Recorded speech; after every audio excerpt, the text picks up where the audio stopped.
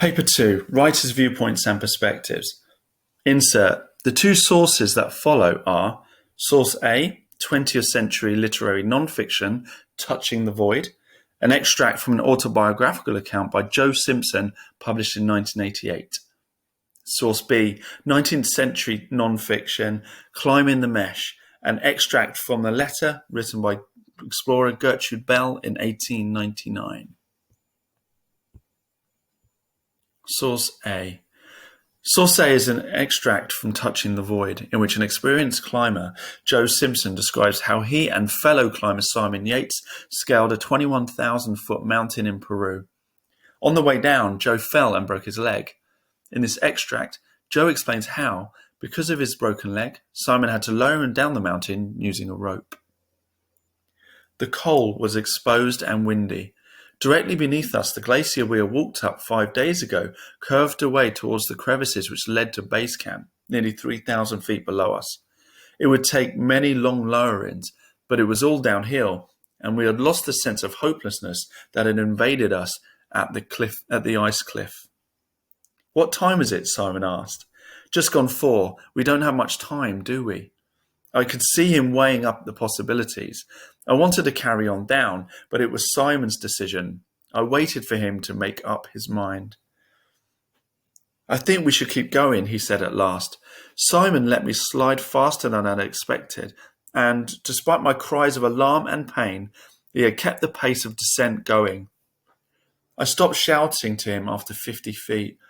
The rising wind and continuous avalanches drowned out all communications.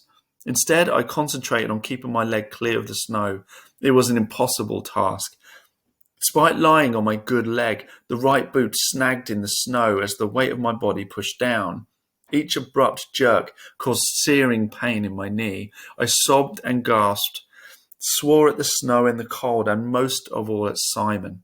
At the changeover point, I hopped onto my left leg, trying to think the pain away. It ebbed slowly, leaving a dreadful throbbing ache and a leaden tiredness. The tugs came again far too soon, and carelessly I slumped against the rope and let myself go.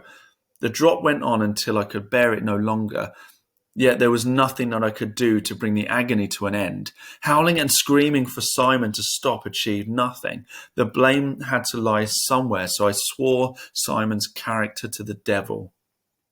The terrible sliding stopped, and I hung silently against the slope. 3 faint tugs trembled the taut rope, and I hopped up onto my leg. A wave of nausea and pain swept over me. I was glad of the freezing blasts of snow biting into my face. My head cleared as I waited for the burning to subside from my knee. Several times I had felt it twist sideways when my boot snagged. There would be a flare of agony as the knee kinked back and parts within the joint seemed to shear past each other with a sickeningly grisly crunch. I had barely ceased sobbing before my boot snagged again. At the end, my leg shook uncontrollably. I tried to stop it shaking, but the harder I tried, the more it shook. I pressed my face into the snow, gritted my teeth, and waited. At last, it eased. Simon had already started to climb down. I looked up but failed to make out where he was. I began digging Simon's belay seat. It was warming work and distracting attention from my knee. When I looked up again, Simon could be seen descending quickly. "At this rate, we should be down by 9 o'clock, he said cheerfully. "I hope so."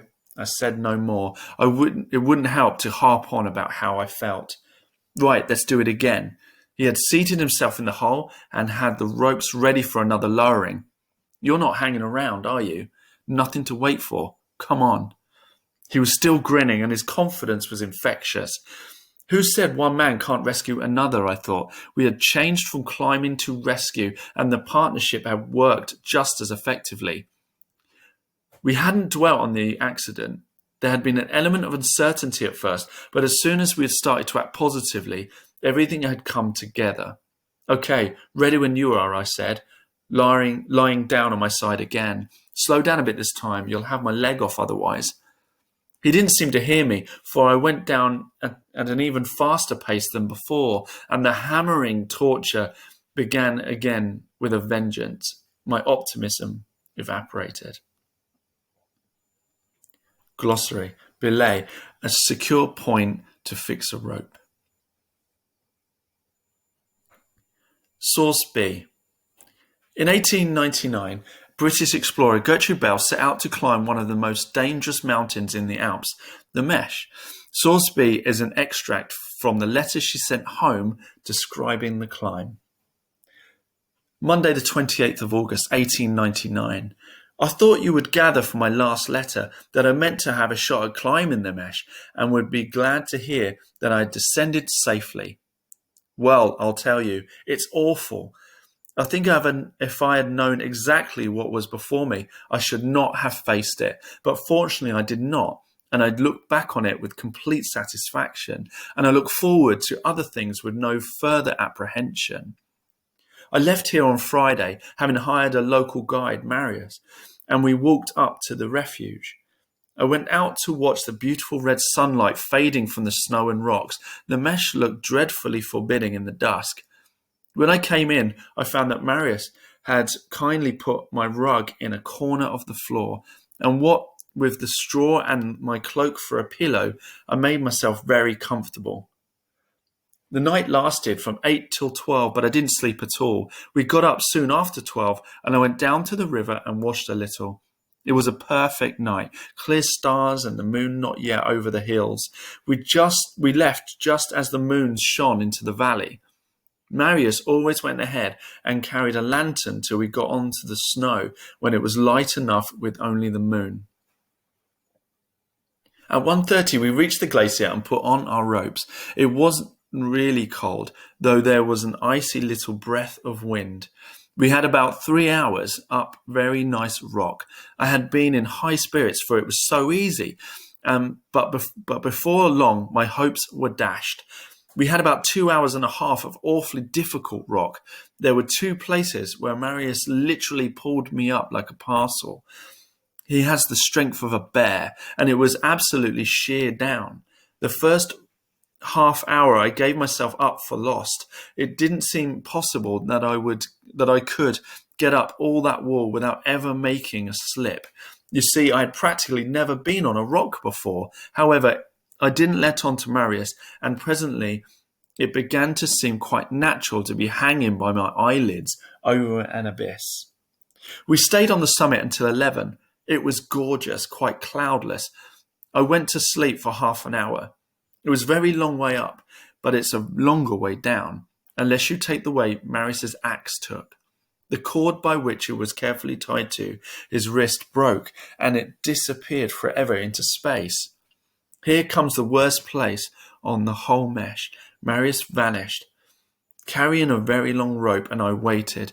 Presently, I felt a little tug on the rope. Mademoiselle, called Marius calmly, and obediently off I went. There were 2 little humps to hold on to, an overhanging rock, and there was me in mid-air, and Marius round the corner, steadfastly holding the rope tight. Perfectly fearful. I thought at the time how very well I was climbing, and how odd it was that I should not be afraid. The worst was over then, and the most tedious part was to come. There was no difficulty, but there was also no moment when you had not to pay the strictest attention. There was an hour of ice and rock till at last Marius and I found ourselves, with thankfulness, back on the glacier. When I got in, I found everyone in the hotel on the doorstep waiting for me, and the hotel owner let off crackers to my great surprise. I went to bed and knew no more till 6 this morning, when I had 5 cups of tea and read your letters, and then went to sleep again until 10. I'm really not tired, but my shoulders and neck and arms feel rather sore and stiff, and my knees are awfully bruised. End of sources.